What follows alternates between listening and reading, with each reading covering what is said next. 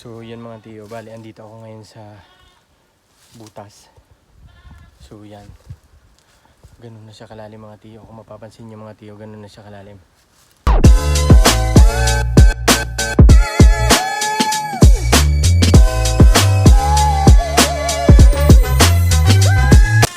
So yan, magandang hapon mga tiyo.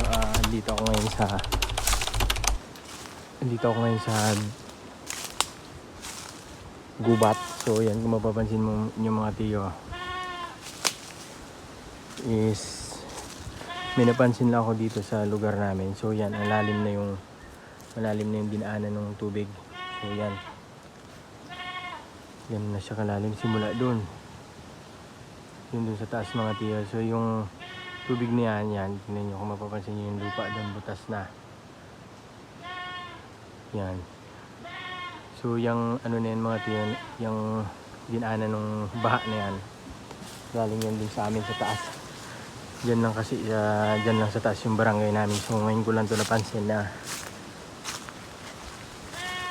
grabe na pala yung lalim na grabe na pala yung dinaanan ng baha dito mga tiyo. So baka may possibility na gumuho na tong lupa dito. Nakakatakot dito mga katiyo. Yan, kung mapapansin nyo, ang lalim na pala ng butas dito.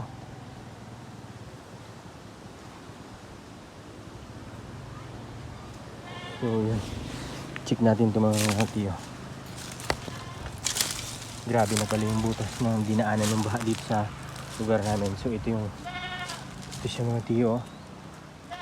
Grabe, ang lalim na.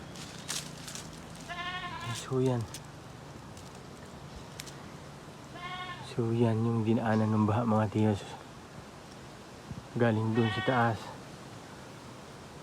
So yan, ang lalim na, grabe ang lalim na. Try kong tumawid dito sa. So yan mga tiyo, kung mapapansin nyo, grabe ang lalim. So yun, pinaglaruan na pala ito ng mga bata. So yan, ganyan sa kalalim mga katiyo. So yan sa mga tiyo. Grabe na ang butas dito mga tiyo. So yun, pupunta na dun sa baba. So yun, pupunta dun. At yun, so yun mga tiyo, bababa tayo dun at titingnan natin galing dun sa baba, sa taas, kung gaano nakalalim yung kinain ng baha dito. So yun mga tiyo, bali andito ako ngayon sa butas. So yan, ganun na siya kalalim mga tiyo. Kung mapapansin nyo mga tiyo, ganun na siya kalalim. So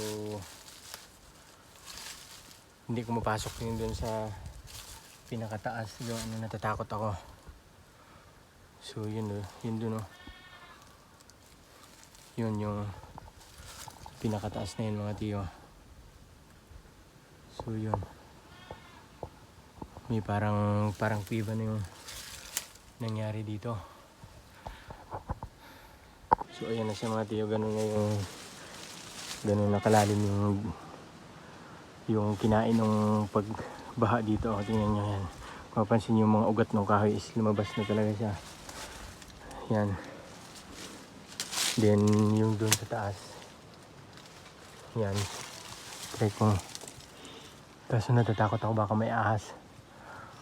So ganun, yun ganun mga tiyo. Yan, ganun nakalalim yung kinain ng baha. So hanggang doon. So yung barangay namin mga tiyo is andyan lang sa taas, yung pinaka-barangay namin dyan. So kapag malakas yung ulan, yung baha dito bumabagsak, kaya siguro yan ganun nakalalim. Dati ito nung maliliit pa kami is wala pa talaga tong ganito. So ngayon, grabe na ang lalim nung kinain ng baha. Yan sa kalalim. So ngayon ko lang ito napansin mga tiyo, na ganito na pala yung sitwasyon dito ngayon sa baba. Pati yung ugat ng kahoy is lumabas na. So yan, hindi ako makapasok ng mga katiyo dahil medyo kinakabahan ako, mag-isa lang ako.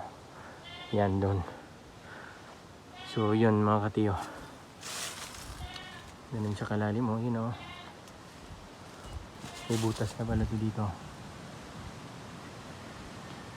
Ayan. Ayan sa kalalim. Hindi na ako tumuloy doon dahil kinakabahan ako. So yan, lumabas na yung mga ugat ng kahoy.